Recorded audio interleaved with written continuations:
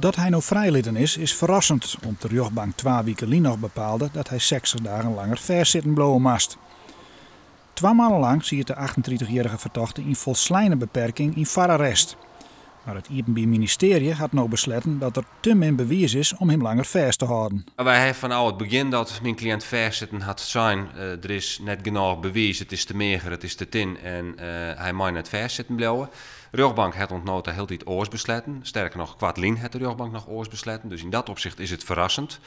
Aan de andere kant is het net verrassend dat mijn cliënt vrijletten wordt. Want ik vind het wel passen bij alle onderzoeksresultaten. De man bloot wel verdachte in de zaak. De officier zal op korte termijn een beslissing nemen met wat hij met deze zaak doet, wat hij met mijn cliënt doet. Seponeert hij die zaak of vervolgt hij mijn cliënt?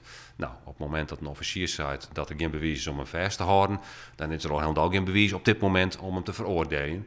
Maar nogmaals, het onderzoek erin terug. Ik weet net wat er verder komt. Misschien komen er ook orenverdachten in beeld. Dat zullen we afwachten.